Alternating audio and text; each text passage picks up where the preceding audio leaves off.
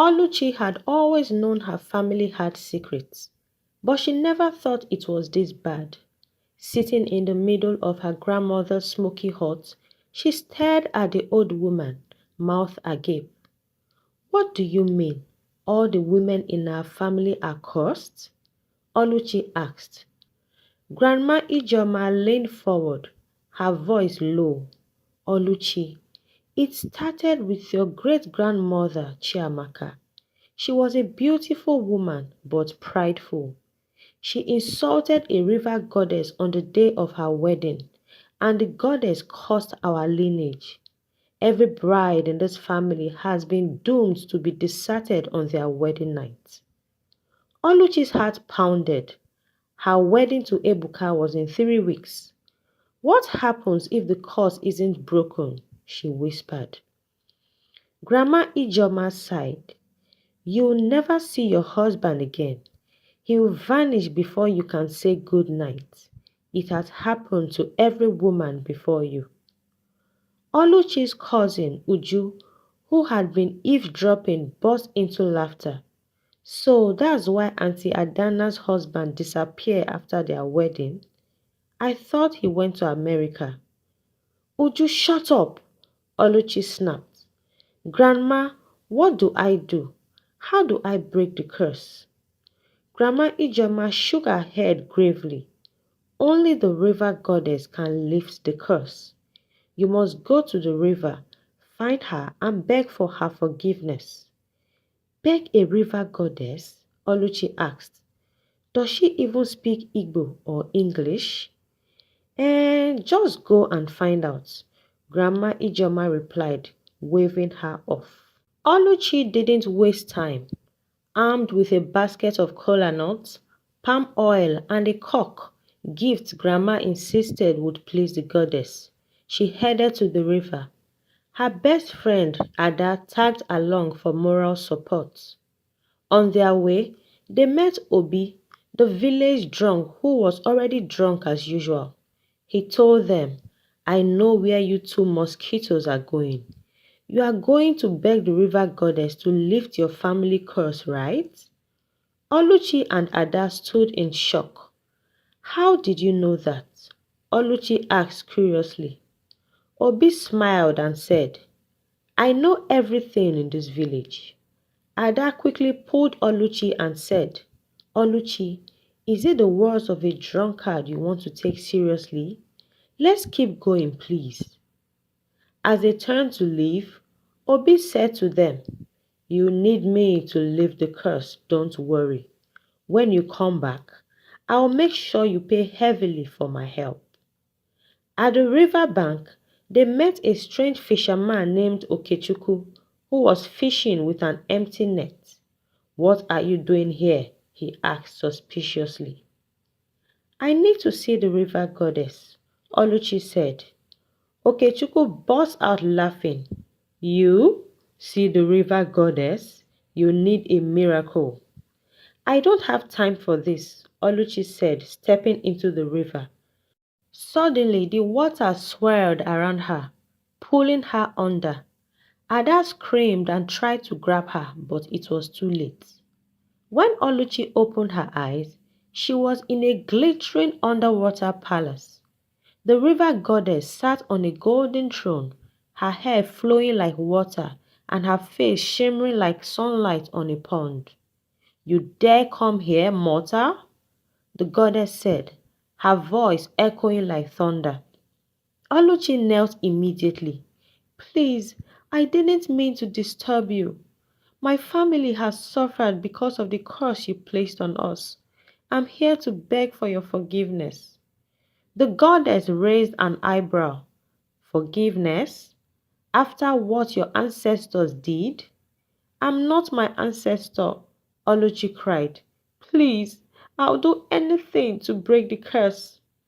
The goddess smirked. Anything? Yes, Oluchi said, though she instantly regretted it. Very well, the goddess said. To break the curse, you must find the golden fish that swims in the river Niger. Bring it to me before your wedding night. and I'll consider lifting the curse. Golden fish? River Niger? Oluchi asked, her voice shaking. But that's far. Then you'd better hurry. Oluchi thanked the river goddess for her kindness, but as she was about taking her leave, the goddess said to her in a soft, low tone, not so fast, little one. In addition to the golden fish, there must be a union between a human and one of my own subjects for the curse to be lifted. Oluchi looked bewildered. What do you mean by union? She asked.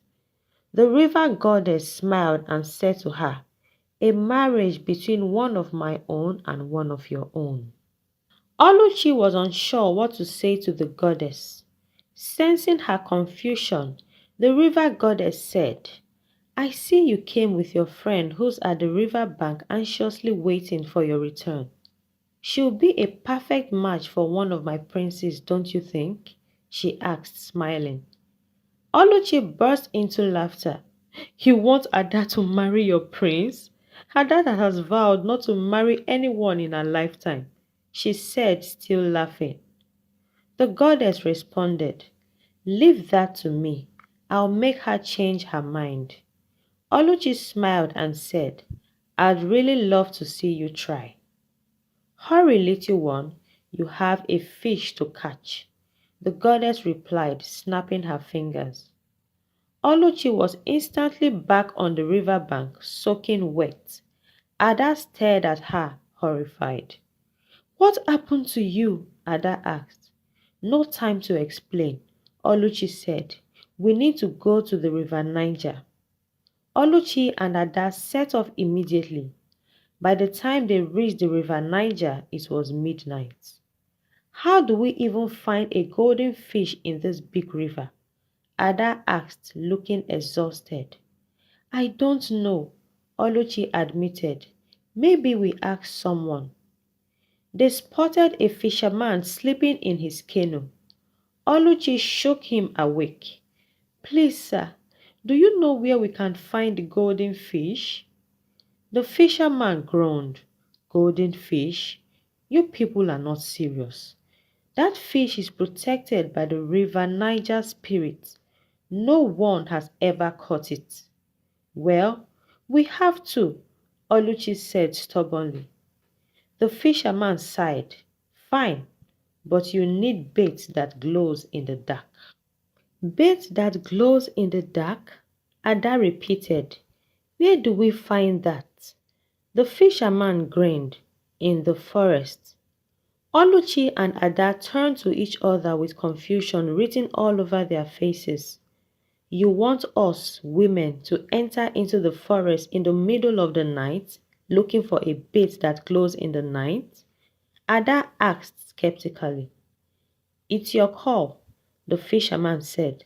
After all, I'm not the one that needs the golden fish. Oluchi and Ada had no other option, so they ventured into the forest, guided by a dim lantern.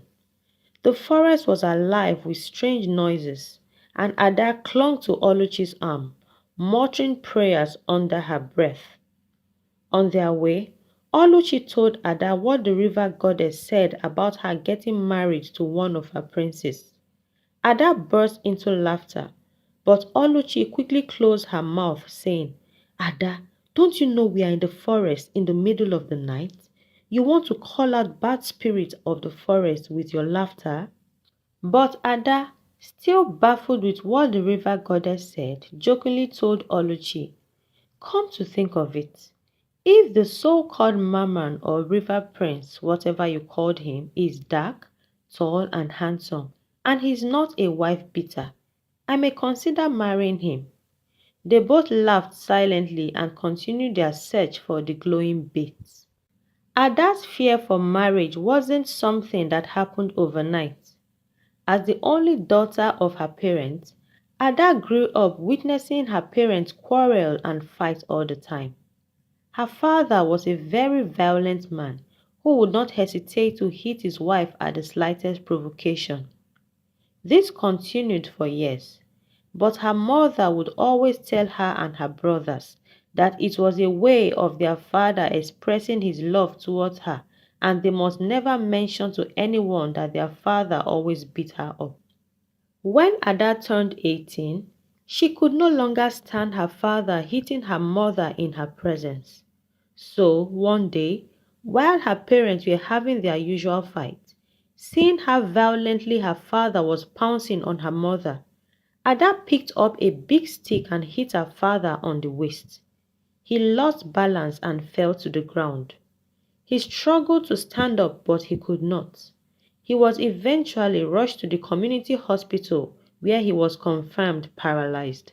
He was bedridden for over 3 years before he eventually passed away. Meanwhile, after Ada hit her father with the stick, her uncles had a meeting and decided that, in addition to Ada being by her father's side at the hospital, tendering to him until he was healed, she would also be married out to a rich old chief so they could raise money to pay her father's hospital bills. Ada, not ready to accede to any of her uncle's demands, packed up her belongings and moved from her father's village to her mother's village, where she became close friends with Oluchi. Now, after several hours of searching, they eventually found what they were looking for: glowing fireflies trapped in a magical flower. But as they reached for it, a giant snake slithered out of the shadows. Chineke! Ada screamed, "Run!" Both Oluchi and Ada took to their heels. As they were running away in fear, they saw Obi the drunk, who had been trailing them, standing and staring in amusement. "Obi, what are you doing here in the forest in the middle of the night?" Ada asked in surprise. Obi replied and said, "The same thing you two rascally mosquitoes are doing here." He asked them, "Why are you two screaming and running like a dog with rabies?" Oluchi pointed at the direction of the snake and told Obi, panicking, "Look, there is a big snake there." Obi laughed hysterically and said to them, "I told you you'd need my help and it won't come cheap. I guess now you know what I meant." Oluchi begged him to help them catch the glowing fireflies, that she would give him anything he wanted. Obi responded, smiling, "I'll help you get the fireflies, but I don't want anything. All I need is one keg of palm wine from you every week until my chief tells me to stop drinking." Oluchi reluctantly agreed, so Obi grabbed a stick and swung it at the snake, screaming, "Get away from my flower!" To their surprise, the snake backed off. Obi quickly plucked the flower and gave it to Oluchi with the firefly still trapped inside. They thanked him and ran back to the river. Using the glowing flower as bait, they set a trap for the golden fish. Hours passed and Oluchi started to lose hope. "This isn't working," Ada said, yawning. Just as Oluchi was about to agree, the water rippled and the golden fish appeared. It was the most beautiful thing she had ever seen, shimmering with all the colors of the rainbow. "Quick!" Ada whispered. "Catch it!" Oluchi lunged forward, grabbing the fish with both hands. It thrashed wildly, but she held on tight. "We did it!" she cried, but their celebration was short-lived. The river spirit rose from the water, furious. "You dare take the golden fish?" one of them roared. "We have no choice," Oluchi shouted. "It's to break a curse." The spirit hesitated. Then, to Oluchi's surprise, they began to laugh. "If it's for the river goddess, go ahead," one of them said, waving her off. Back at the river goddess palace, Oluchi presented the golden fish. The goddess smiled. "You've done well, mortal. The curse will be lifted soon." "The curse will be lifted soon?" Oluchi asked, fuming. Yes, after the union between your friend and one of my princes, the goddess said to her. Oluchi said, stammering, but I thought you were joking when you said that earlier. If only I was, little one. But unfortunately I wasn't. Without the union, the curse remains. The river goddess said and snapped her fingers. When Oluchi got out of the river, she was looking very sad. Ada asked her what the matter was and she told her. Ada felt sorry for her, but there was nothing she could do to help her situation. She told her grandma everything that happened with the river goddess and her request for Ada to marry her prince. Her grandma said, my daughter, you have tried your best. I don't think anyone had gone this far in a bid to lift the curse. Maybe the women in this family are doomed to remain like this forever. Oluchi, not willing to be defeated, told her, God forbid, Mama. I'll keep trying. I'll never give up. I won't allow the river goddess or any gods determine my destiny. Her grandma was surprised to see how confident and firm Oluchi was. Then she asked, what about the demand that your friend Ada must marry the river prince before the curse would be lifted? What will you do about that? Not knowing what to say, Oluchi simply told her, Mama, I don't know. All I know is that I'll get married to Ebuka and we will live long and happy together. With each passing day, Oluchi wallowed deeper in pain and agony because she could not tell Ebuka what was happening and their wedding was few weeks away. Meanwhile, Ada started having weird dreams about her getting married to the river prince. She would see herself under the sea in white wedding gown, getting wedded to a short, chubby, light-skinned half-human, half-merman. So one day, she came to Oluchi's place to tell her about her weird dreams. Oluchi laughed so hard when she heard the story. Stop laughing, Oluchi. This is not a joke. I am serious, Ada said. Okay, sorry, Ada, but this your dream is very funny. You that have strong resentment for men, you are now seeing yourself getting married. Wonder shall never end. Oluchi said, still laughing. Ada joined in. Maybe if he was tall, dark, and very handsome, I'll probably consider. Not this one that looks like old keg of palm wine. Both friends burst into laughter. On her way back from Oluchi's place, a very tall, dark, and handsome man walked up to her. You are Ada, right? The man asked. Yes, I am Ada. And who are you? She replied. I am Obi. I'm new in this village, so you definitely don't know me. Ada looked at him skeptically and said, Hope you are not related to Obi the drunk, because that one is a bone in the throat.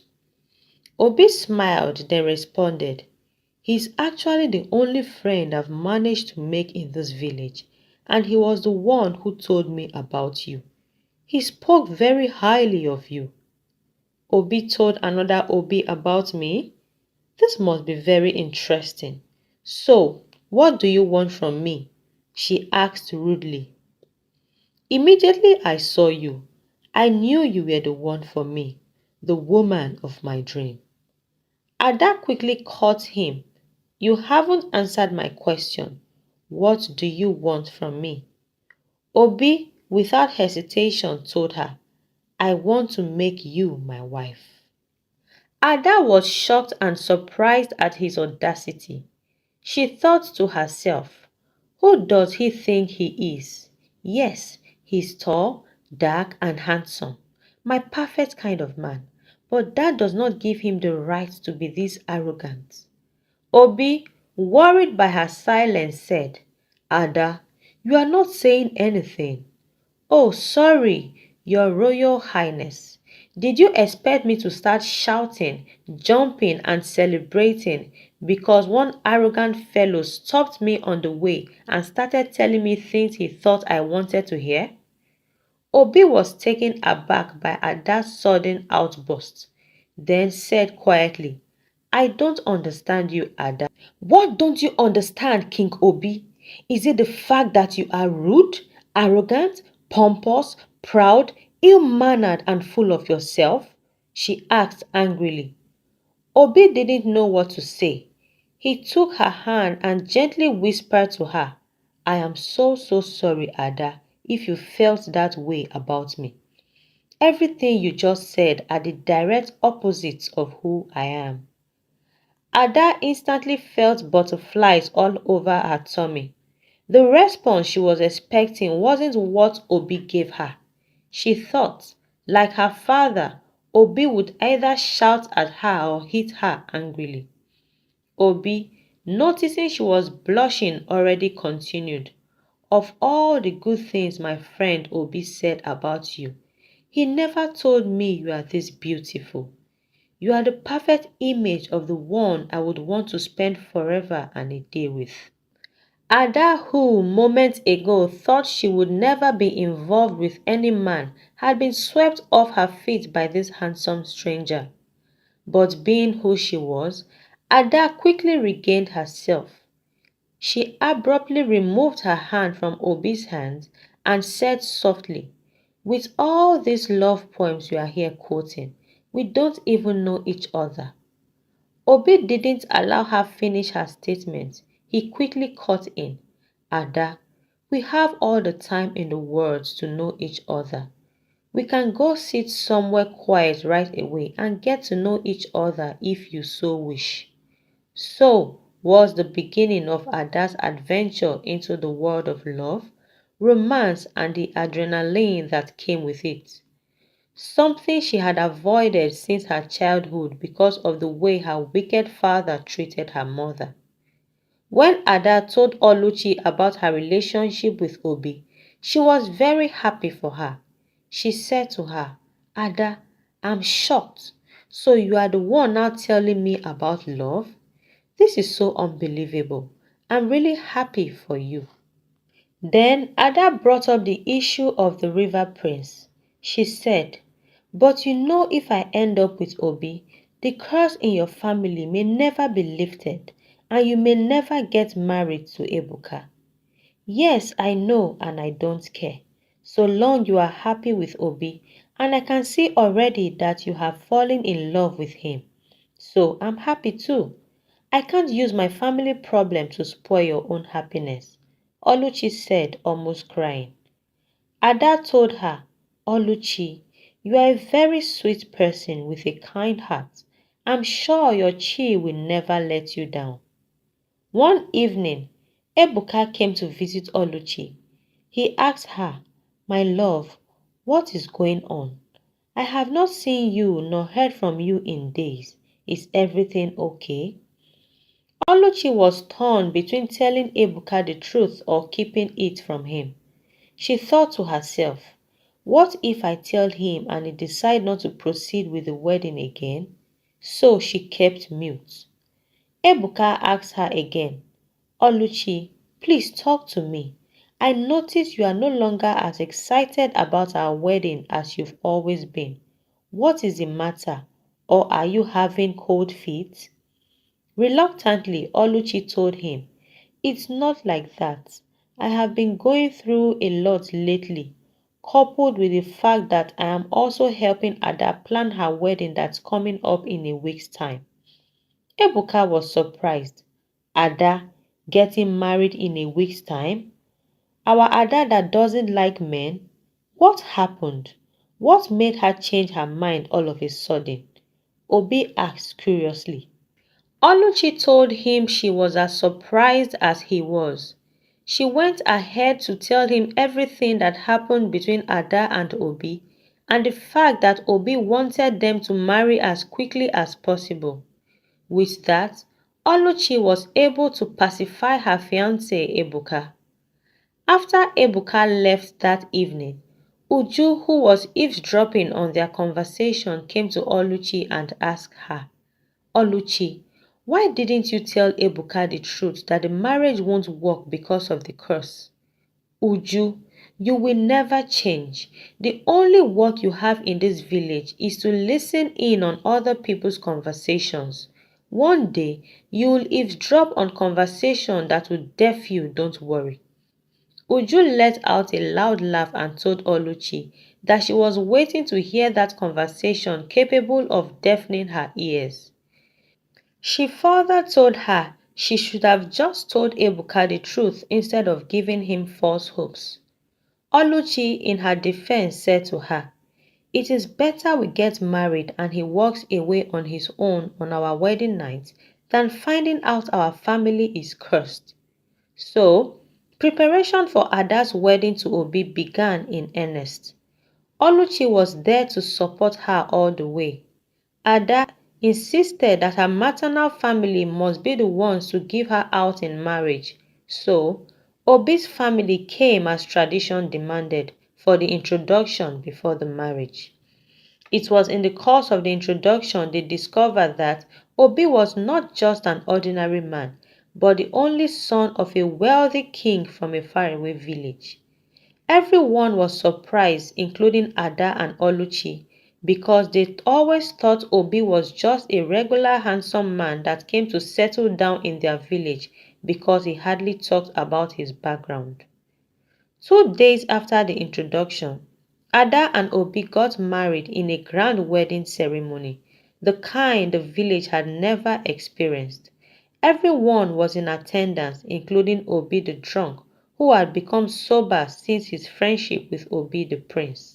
The following day after Ada's wedding, she went to Oluchi's place to thank her for the role she played in her wedding and to inform her that she'd be going to join her husband in his kingdom immediately after Oluchi's wedding. Oluchi was very sad to hear that. She said to her, crying, "Ada, you are the only friend I have in this village. As you are leaving, I wonder what will become of me, especially after Ebuka deserts me on our wedding night."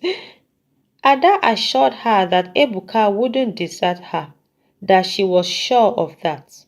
She then suggested that they go to the river goddess for the last time to beg her to change her mind on the wedding to her prince. Oluchi agreed without hesitation. So the following day, Oluchi and Ada set out for the river one last time. This time around, both Oluchi and Ada entered the river. When the river goddess saw them, she was very excited. She asked that a table be set for them. Oluchi was surprised. The river goddess had never treated her with such honor before. In the course of dining, the river goddess announced to everyone that their new princess had come to have dinner with them. Oluchi and Ada stared at each other, looking lost and confused. "New princess?" Oluchi asked curiously. "Yes, your friend Ada is our new princess.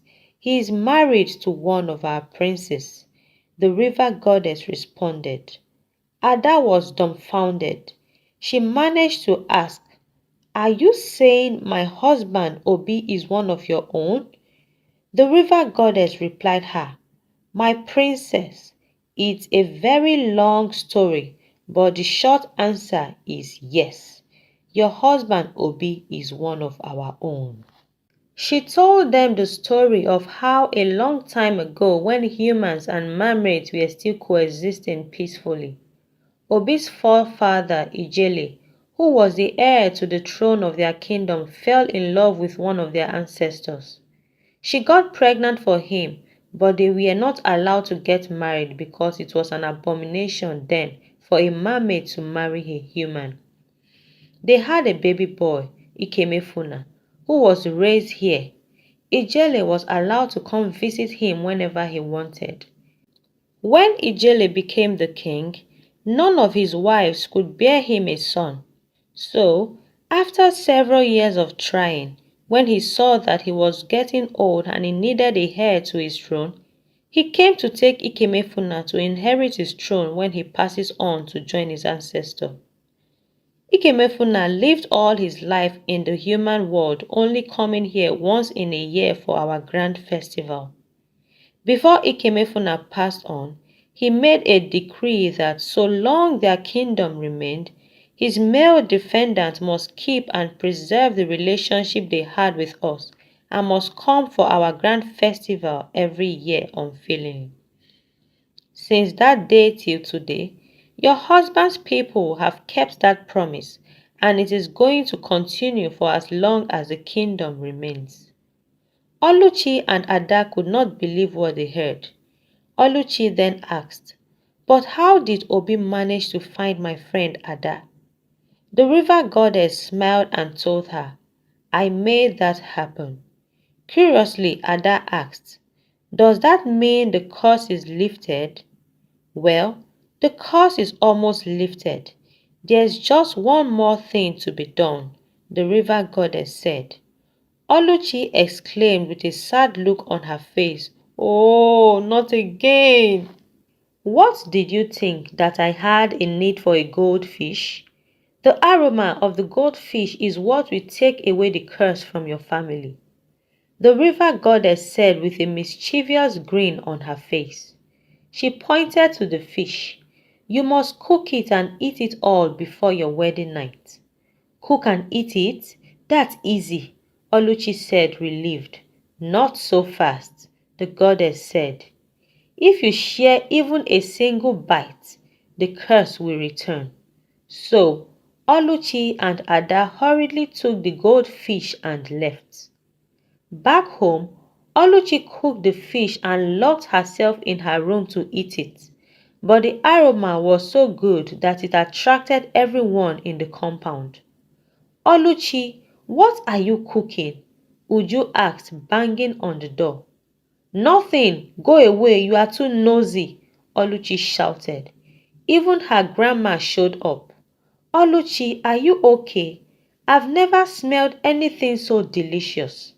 "I'm fine, Mama. You people should leave me alone, oh," she yelled, stuffing the fish into her mouth as fast as she could. By the time she finished, she was bloated but triumphant. The curse was truly gone. On her wedding night, Ebuka didn't vanish. Instead, he held her close and whispered, "You are the best thing that ever happened to me." Oluchi smiled, finally free of the curse. Ada relocated to join her husband in his kingdom as the princess waiting to become queen, but was still best friend with Oluchi. Oluchi, on the other hand, moved in with her husband Ebuka to start a family. Years later, Oluchi told her children the story of how she broke the family curse. They laughed, not quite believing her, but every time they smelled fish, they couldn't help but look at their mother with suspicion. Thank you for watching. Please like, share and subscribe to my channel. Also, let me know what you think about this story in the comment section. Bye.